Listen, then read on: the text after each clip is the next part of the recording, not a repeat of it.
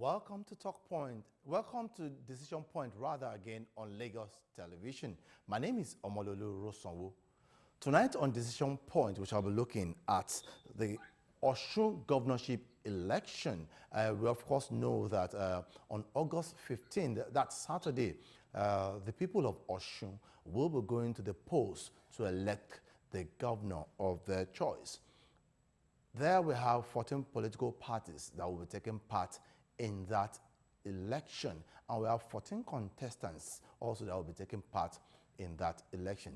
But from indications, we know that it's going to be a three-horse race between the All Progressives Congress, the APC, the Accord Party, the AP, and also the African Democratic Congress, the ADC.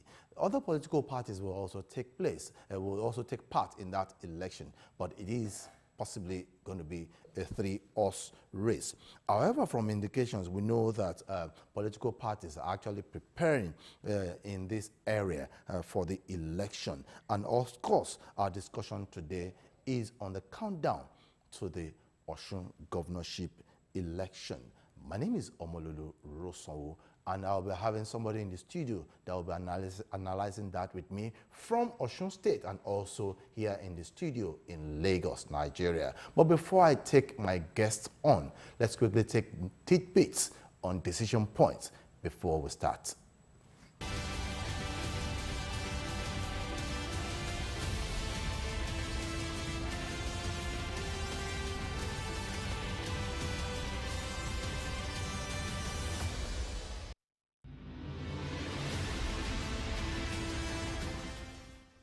Police Service Commission deploys monitoring team to Osun ahead of governorship poll. The move is aimed at safeguarding the integrity of the August 15 election and ensuring that police officers deployed for the exercise adhere strictly to the rules guiding election duties.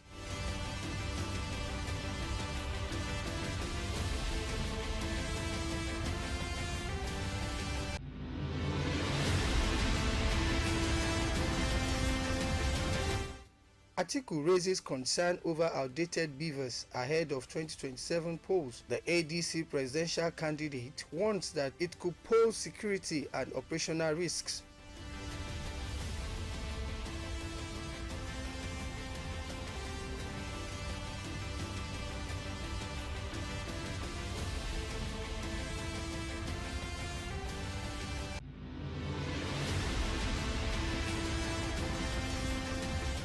Tinubu supports organization appoint Kafilat Olalire as Southwest Women Mobilization Coordinator. The business enterprise appointment aligns with our long-standing commitment to promoting women's leadership.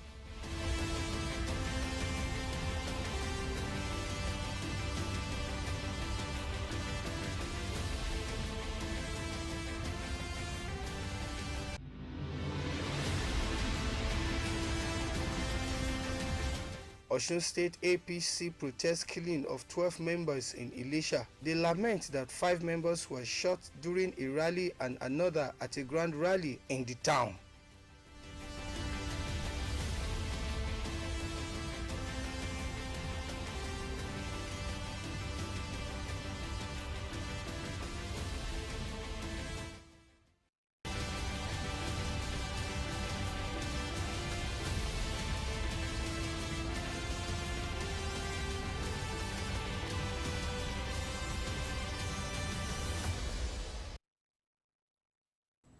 Welcome back on Decision Point. We just had the tidbits on Decision Point. Like I told you earlier, we'll be having the guest segment, and I have my guests ready that will be discussing the countdown to the Osun Governorship Election. From Osun State, I have Nelson Ekujumi, who is an observer and also a civil society activist that will be giving us brief on happenings in Osun State. Nelson, are you with us? Yes, I can hear you loud and clear. Good evening. Good evening to our viewers. Yes, thank you for finding the time to link up with us on Decision Point. Yes, in the studio here, I also have a media practitioner and also entrepreneur. He is Muyiwa Akintunde. Akintunde, nice to have you on Talk Point. Thank you. Thank you, Lulu. Thank you for being here. Yes, let me start with you, Nelson. Just like I said earlier, it's a three-horse race. I know other political parties are expected to take part, but from all indications, it's a three-horse race between the APC, the Accord Party, and the ADC. Now, you are in Osun State as an election observer. From what you have seen, in terms of preparation of INEC, how is it? Can you just reel that out to us? Because we've tried to link up with INEC, but we are not getting the responses from Osun State. Can I go on? Yes, please. Okay, thank you very much, Amalolu. When you opened the program, you said 14 political parties are on the ballot. That is incorrect. Okay. INEC had already earmarked 14 political parties, but the court ordered INEC to recognize the Social Democratic Party, SDP. Okay. So the number of parties that will be on the ballot come Saturday is going to be 15. 15, thank you. Because of the court. Thank you for that information. That's the message from, yes, that's the new message from INEC. Okay, thank you for that information. As a result of that, yes, INEC is very, very well prepared. We are just, as observers, we had a press briefing, a parley with INEC, and they are also having parley with political parties as well as the security apparatus. INEC has made it very clear that she's going to use an improved version of the Vivas machine.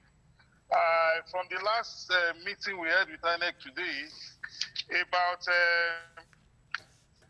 3,763 Vivas machine will be deployed across the 30 local governments of Osun State, with 664 backup Vivas in case of any glitches. Okay. INEC has made it very clear that the election will start at 8:30 a.m. Okay. and it will end at 2:30 p.m. provided you are on the line before 2:30 p.m. If you're on the line before 2:30 p.m. until it gets to your turn, you will be allowed to vote. The closing time will not matter to somebody who has been on the queue. And INEC has implored all the stakeholders to play by the rules. So the state is very peaceful now. There's a lot of security presence everywhere. You hear siren every now and then. And the parties are closing down their campaigns. So we expect that Saturday we are going to witness a new dawn in Osun State. Okay. Thank you for that brief. Just hold your thoughts there. I'll still come back to you. Nelson, I'll still come back to you. Hold your thoughts there. Let me quickly come to the studio here and talk to Muyiwa today. Concerning the Osun election, what's your take on this? What do you think is expected from INEC to put in place? I'm happy from the report that we heard from Osogbo that INEC has made some contingency arrangement for additional Vivas machine, and everything seems to be that in case this fails, we can at least have this one. And INEC seems to be prepared, ready for the election. And I also believe that the security people also are ready for the election, because the election in the Osun State that's coming up in about 3 days' time has really, brought about a lot of tension across all the parties. It's not just one party. Particularly the three major political parties, have been involved in concerning activities. And I hope that the security people are also up to the task, ready to ensure that people don't get scared enough not to go out to vote. Or even when they go out to vote, nothing untoward happens to them. So just watch and wait and see what will happen on Saturday. Okay, Nelson, are you still with us? Yes, I need to ask, how prepared are these 15 political parties for this election? Because at least you must have been interacting with some of them from the meeting that you had with the INEC in Osun State. You must have had some form of information concerning their preparation, the major political parties and also the other political parties that are expected to take part in this election. How prepared are they? Like you stated in your prologue, 15 political parties, because I made that correction, will be participating. And you and I know for free that Nigerian political parties are a funny set of entities. Just a few days ago, if you are conversant, the gubernatorial candidate of the All Progressive Grand Alliance, withdrew from the race and said he was supporting the APC candidate. So, counting down to the election day, like you have rightly said, is likely going to be a 3-horse race. And don't be surprised that out of these 15, one has already fallen by the wayside in terms of endorsing the APC candidate. Other political parties that will be vying, we should not be surprised if in the coming hours they start throwing in the towel that, we are endorsing ex-gubernatorial candidate of party B because we believe XYZ. So the major contenders, like you have rightly pointed out, is the APC, the Accord Party, which is the party of the incumbent governor, as well as the ADC. Every other party campaign cannot be, noticed on the streets. Maybe they run the campaigns in their offices, among its members, and on the social media. But when you are talking about street presence, you are talking about posters, it is only the 3 political parties that you have mentioned that are visible. Every other political party, I'm sure they are just there, to count the numbers.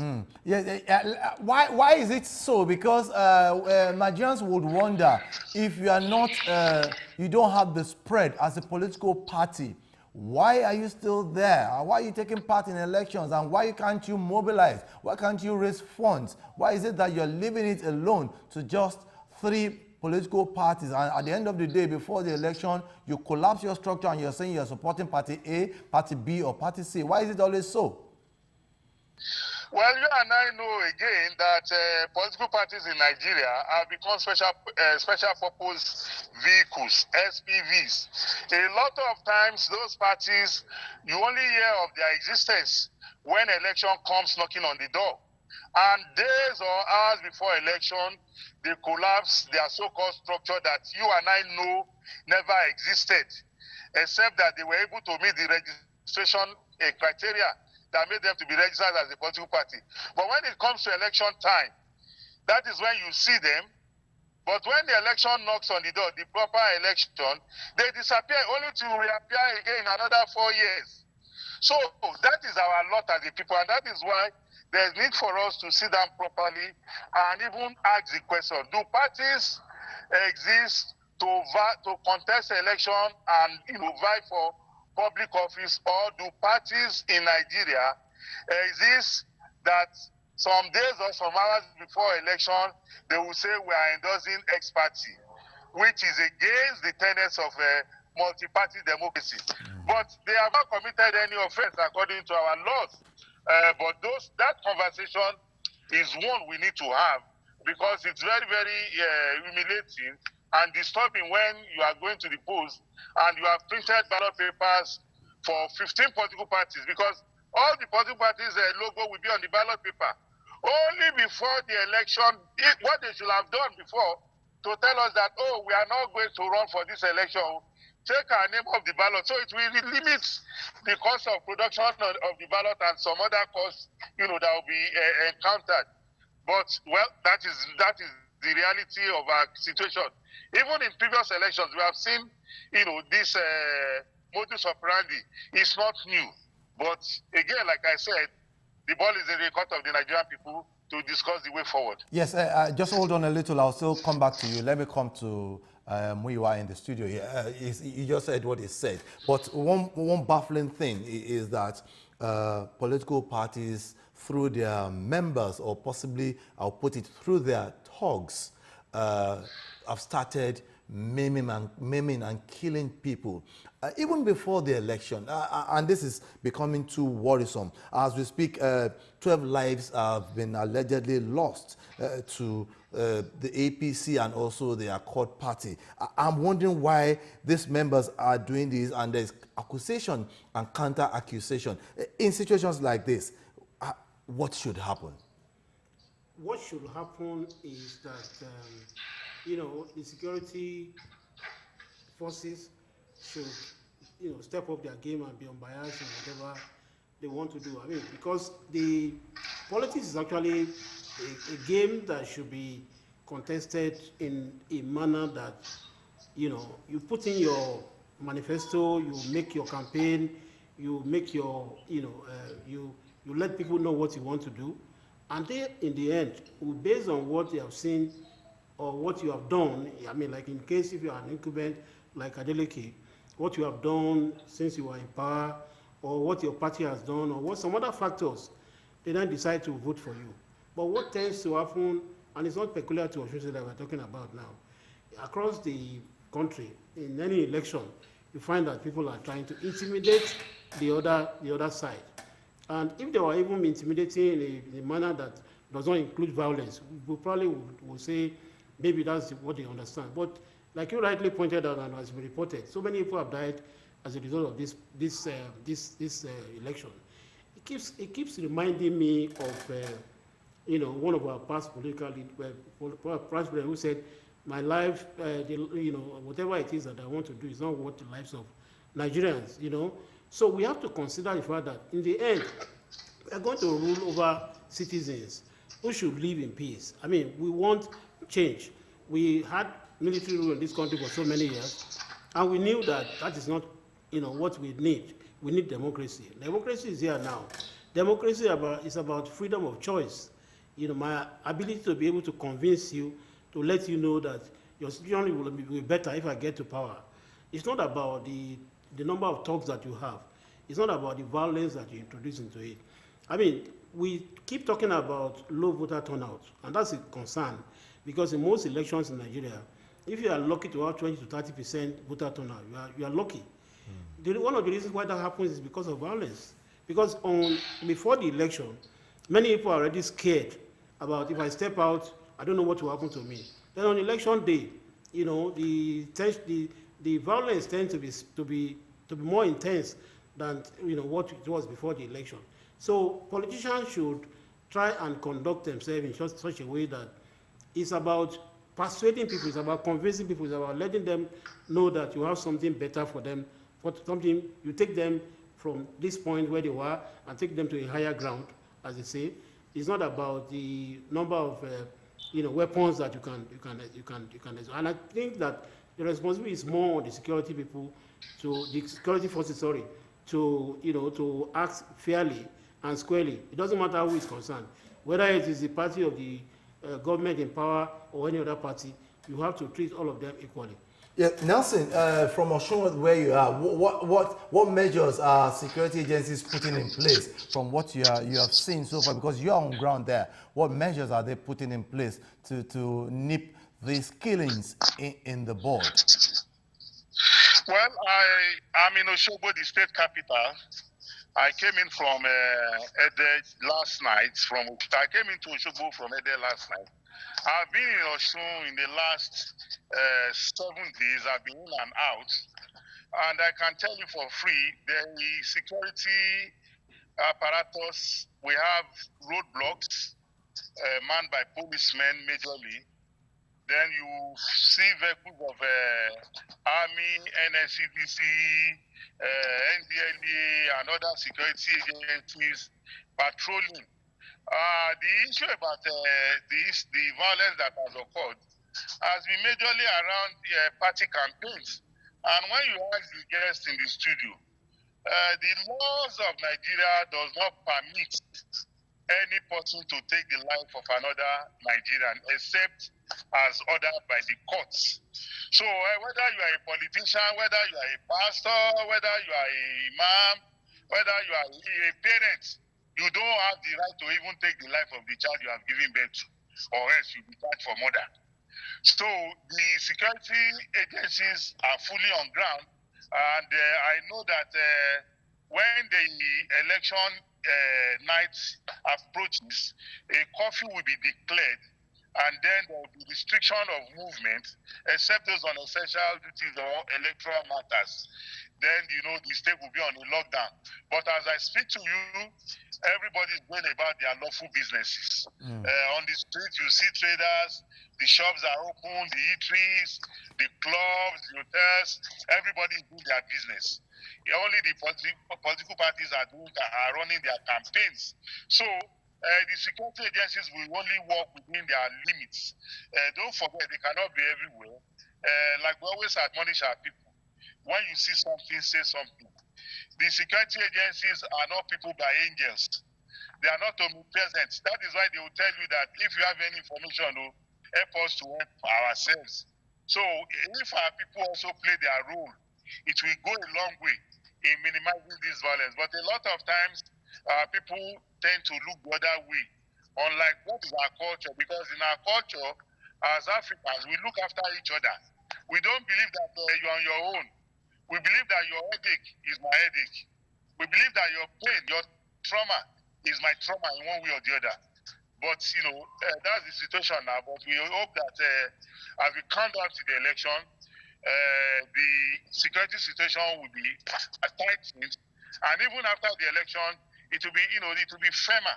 So we are looking at a peaceful environment on the day of the election. But pre the election, I cannot tell you what can happen in the next 48 hours. Okay, let me just ask you again. There are videos going around from last week that the people are already being induced by politicians to vote. Some are even have been told to swear an oath that they will vote for a particular party. I don't know. Have you heard anything in that regard, or it's just? Yes. What you have said, we have heard it, and we expected it. I must be honest with you. I expected, because you see the cry, the advocacy, the agitation against vote buying. As much as we are campaigning and educating our people, the politicians are also devising other dubious or devilish means. And that is one of the ones you saw on social media, where people were being made to swear an oath. We have seen it before.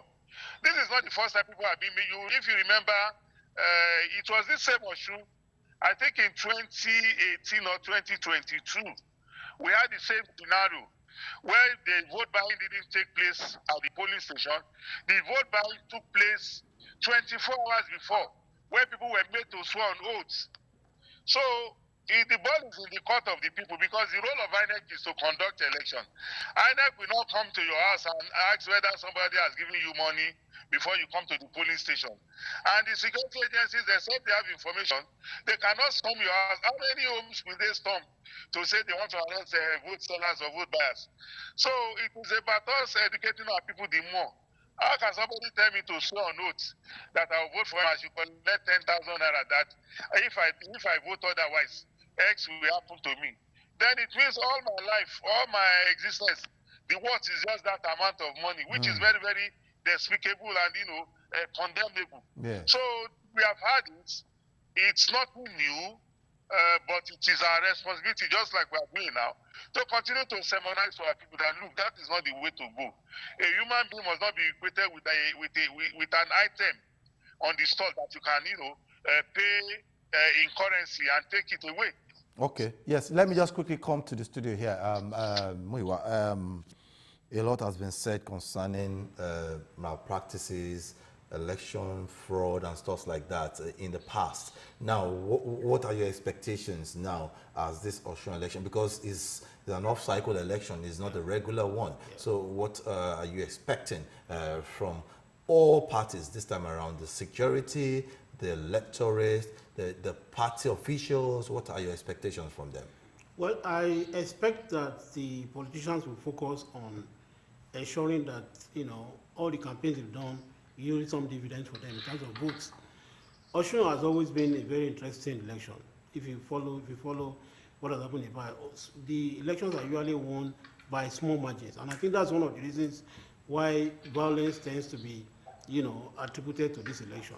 Remember when Oyetola won in 2018, I think, yes, defeated Adeleke, Adeleke was declared a winner in the first instance, but then the number of invalid votes, turned out to be 1,000, about 1,000. And then the difference between Adeleke and Oyetola was just about 353 or thereabout. So they couldn't declare a winner immediately, and there had to be a supplementary election. Yes, I which remember was what that made was, Oyetola win eventually. Yes. So you can imagine somebody win by less than 1,000 votes. So in that situation, you don't want to take chances, and I think that's why the political parties are, trying to play all kinds of games. But I expect them to realize that the decision is not in their hand anymore. The moment you go to the poll, it's no longer in your hand. You've done all you needed to do. You've done all the campaign you need to do. You've done all the convincing that you need to do. Now leave the voters to decide what they need to do. And then now ensure that you follow what I will tell the voters is that don't just go to the polling booth and cast your vote and go away. It's also important for you to be sure that your vote truly counts. And how does that happen? You stay behind and watch when votes are being counted. And at least in your polling booth, remember that when the votes are being counted, it's there in the open. So you can actually know which party scored what votes. And you can also track, because INEC also has IREF, which you can track the results in real time as they come. So you can also know, even before the political party begin to raise complaints, you can also know that this is not what people voted for. What I expect INEC to do is what I hear they have been doing, which is to ensure that they put all their machinery in place to ensure that people have a good time when they come to the polling booth. I mean, if the beaver machine is having issues, they already have some backup to ensure that you are able to vote and vote smoothly.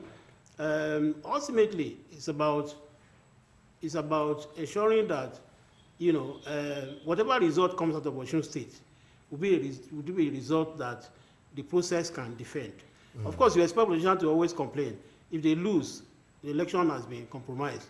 If they win, it's the rule of law that is Yes, I'm wondering why politicians are not good sportsmen or sportsmen. Let me put it that way. My thinking is always that politicians are the ones that demarcate their profession. Let's take politics as a profession. They are the ones who always say that, oh yeah, they are rigging, votes don't count. And then you expect the same people that you have already been preaching to that votes don't count to still come out and vote. Politicians don't, I think it's because of the lack of trust among themselves. They always think that if you are contesting against me, you are not going to be, you are not going to be fair in the process. And just like you also think that, well, I'm not going to be fair in the process. And then again, if you get to power, really, let's be fair, in this country, it transforms you from whatever you have been. Access to, government money is quite a lot, and that's one of the attractions that people have. Where's the role, when you say this, where's the role of accountability? Because yes, you have, if you get to a post, you are expected to have certain allowances, which is normal all over the world. But going further than that, or going to probably amass wealth that it doesn't belong to you, why is it always that? That's why we have anti-graft commissions, for instance. They do their job the right way. One of the challenges we have in this country is that if you, for instance, you are elected a governor or president, for the years that you are going to be in office, nobody can do anything about you. But it doesn't mean that you cannot be investigated. A governor, a president can be investigated. All they need to do is to wait for you to finish, and then they grab you, and you face the consequences. But apart from those who have immunity, there are so many other layers of political office holders that I expect that the anti-graft agency will be, using as examples for people to know that this fund that you have is not your fund. You are there, you are holding it in trust. Custodian. You are a custodian, and you're supposed to use it for the right things. But one of the reasons why politics is heated up in our country is that, truth of the matter is that the government in power, the party in power, always make sure that they find a way around using public fund for political purposes. Okay, Nelson, I'd like to take you up on some of these issues based on what Muiwa said here. we're yet to find or hear about the Economic and Financial Crimes Commission. I know they work on the ground. Have you heard anything? Are they also going to be there to monitor and work against vote buying? Yes, that has been the tradition of EFCC in previous elections. If you are conversant with it, their operatives go around polling stations looking for those who are buying votes or selling votes, and once they get that information, they always make arrests. In the last election in Ekiti, the governorship election that took place in Ekiti on June 20th, somewhere in Ekiti, they arrested some voters and a buyer, a seller and buyer. Lo and behold, Omololu, the whole town erupted. In fact, I was one of those who went to meet the EFCC guys that, look, since you have arrested them, you have collected what they were holding, allow them, because the youths and the women just came out and they blocked the road. They said they were ready to die. That EFCC cannot take. In fact, that place would have been a hotbed of violence. They were removing their shirts. That means, so the EFCC, that means they are the ones encouraging. That means they are the ones. Of course, that is what I'm an election observer. You get to some polling station, you see one man standing, and people are giving sign. The moment you tell that man to leave, everybody will come to you and say, "What is your business? Did we invite you here?" In fact, if you are not careful, if you don't leave, they will beat you. And you know, one of the things we are taught in every profession, safety first. So if you love yourself, you take your leave from that place and report to the security agencies. So a lot of times the issue of vote buying is conspiracy among the stakeholders. They wanted to fight the EFCC. We had to tell the EFCC guys that, look, these people will resort to violence, and anything, you will be forced to maybe release gunshots.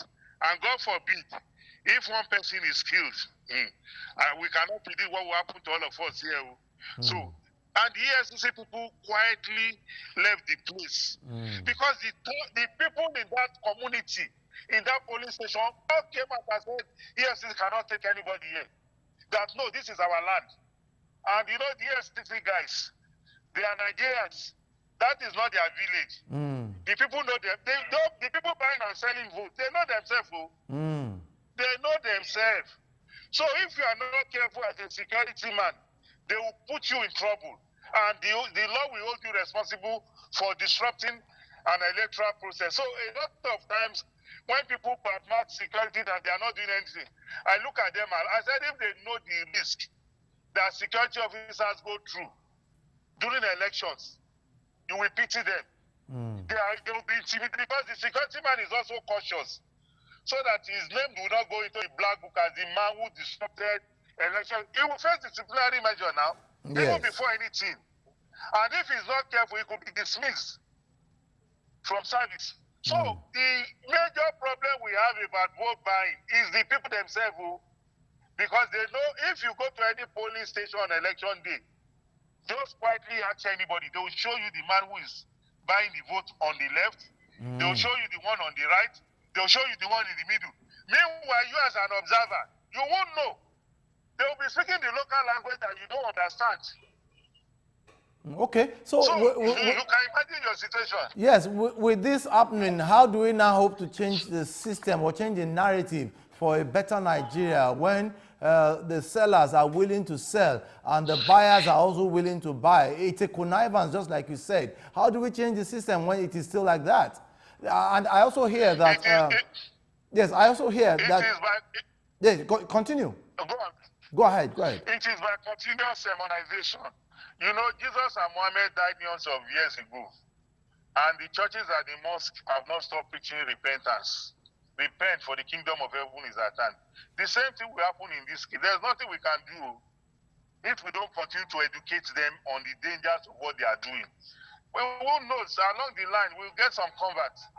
But the issue of vote buying, I'm telling you, even if you make the laws, how do you make arrests on election day? To make arrests on election day in some polling units, you you might require a battalion of army. And we couple with artillery policemen, because the people in the community will come out and tell you, this is how we do it in our community. Please don't come and Yes, Nelson, go to take it to your village. Yes, I recall sometime that the Professor Amukwiton, Joash Amukwiton, the INEC chairman, came to Lagos, and it was a session where we were asking him how this will be curbed.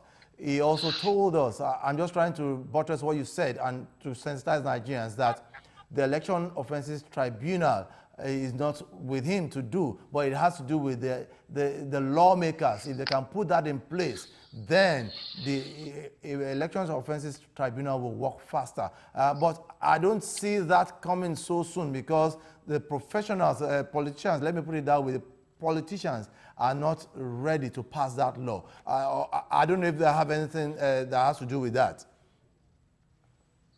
Well, you remember in the last electoral amendment, it has been a suggestion that has been on the table for long, the Electoral Offences Commission. But we have not mustered the political will to establish it.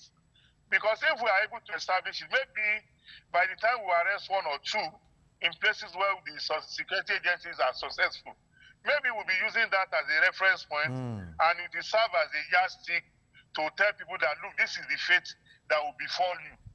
So I don't believe because you are in your village, where all of you know yourself, by the time they want to arrest you, the whole community will come out and say you can't arrest us. So the security agencies will leave you on that day now, because they already obtained all the materials.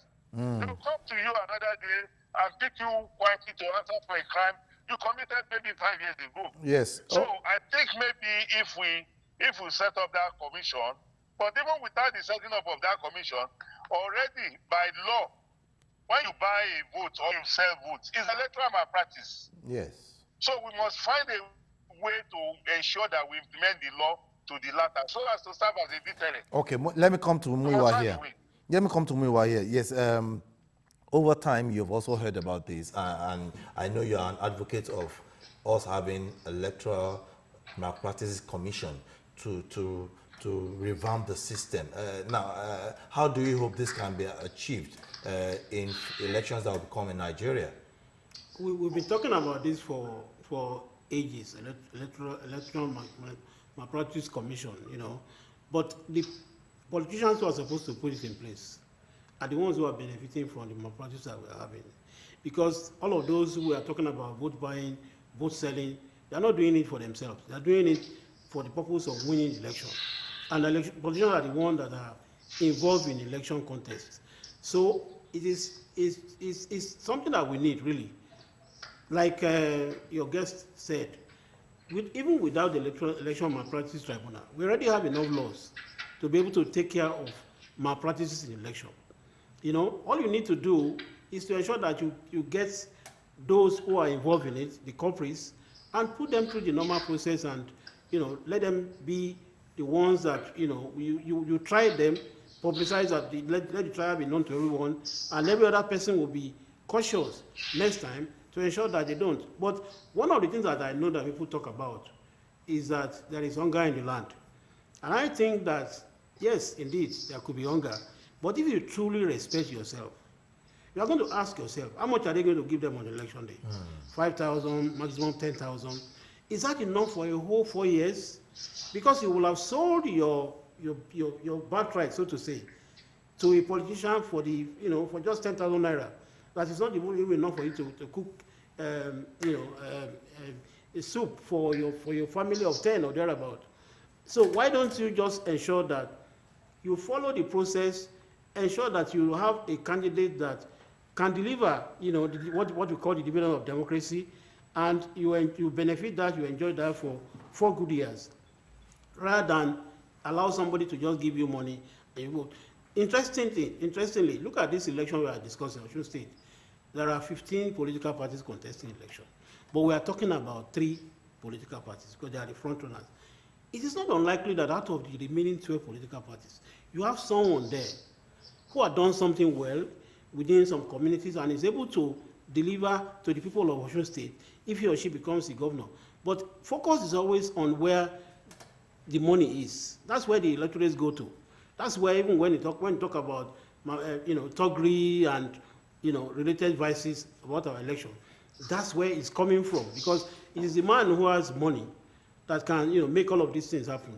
So I always believe that it is the electorate themselves that can ensure. I mean, look at it this way: in our country, let's say we have about 150 million, as population in Nigeria. Voters, I think it's about 90 million or thereabout or less. Yes, about 94 million. About 94 I can million. tell you that the elites that are causing all this problem, if you put all of them together, they are not up to 10 million. We're even likely to have more voters because, according to the INEC figure of 2023, we had 93.4 million, 4.3 million. Yes. So they are likely to have more this time around. Let's even say that the politicians and the elites, they are about 10 million. Let's just say they are about 10 million. It then means that we have about 80 million other people, what we call ordinary people, who are able to decide for themselves what they want. But what happens is that the fact that money is the thing that determines where votes are, where you put your ballot, is the reason why we have those who don't really mean well for us, who is intention to get to office is not to be able to better the society. I think that when people realize that they have the power in their hand, they are the ones who determine. Imagine what I said about 80 million versus 10 million. Even if all the 10 million vote in one place, and the rest 80 million says this is the candidate we want. It doesn't matter whether he has money. He may not have money, but we like his ideas. We like what he has done somewhere else before. And this is the person we are going to vote for. I believe that the process will begin to happen. But it's not a process that will happen overnight. We have to keep working at it. We have to be diligent about it. And I'm sure eventually we'll get somewhere where we can have a government that we can truly say this is our own. Yes, that's why we are here at Lagos Television, and that's why we are doing this on Decision Point, to ensure that we further educate Nigerians on how they need to vote, what they need to do, and how to do it right. Nelson, before I let you go, what are your expectations in terms of voter education for the people of the state of the living spring? Yes, the issue about voters' education is a collective responsibility.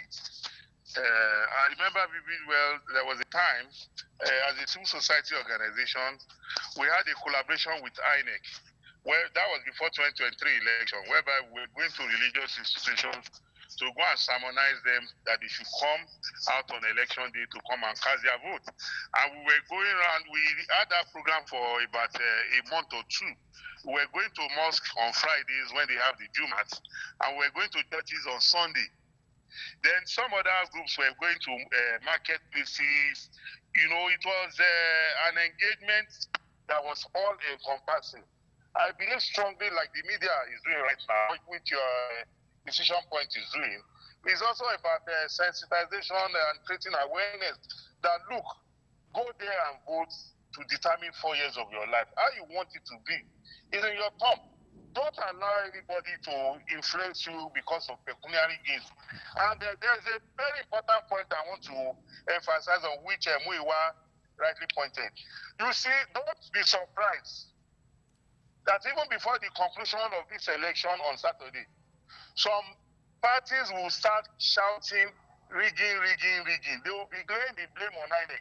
Meanwhile, these are political parties that don't even have agents to cover one local government. Then, anytime politicians lose, if it is not INEC, it will be the police. If it is not the police, it will be the court. If you remember in 2020, when we went for the Edo State Gubernatorial election and the governor Obaseki was on the ballot, in the morning when the election was being conducted, after Obaseki casted his votes at his polling station, and the media put the mic in his mouth, and the man said, "Oh, INEC has compromised this election.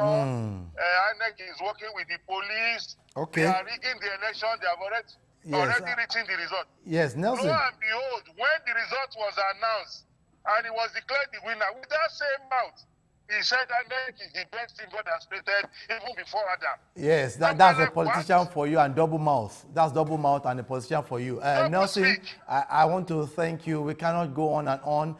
Time is not on our side. I want to thank you so much. Nelson Kujumi, an election observer who is in Osun State to monitor the election. I want to thank you, and I know that you will still give feeds immediately after the election. Thank you for being part of Decision Point again. Thank you for having me. It's a pleasure. Thank you. Yes, Muyiwa Akintunde, I want to thank you again for also coming on Talk Point. I know it's your first time on coming on Decision Point. Rather, thank you for having to come and join us. Thank you very much. Yes, on that note, we have come to the end of Decision Point. 767 and 112 are still the lines always call. In times of emergency, stay out of trouble. Ensure that you contribute your own quota to the development of Lagos State and Nigeria as a whole. Avoid vote buying. Ensure that you prepare yourself so that you can be part of the electoral process. Thank you so much for joining us on Decision Point. On that note, we have come to the end of Decision Point. 767 and 112 are still the lines always call and stay out of emergency. I am Omololu Rosonwo saying bye for now.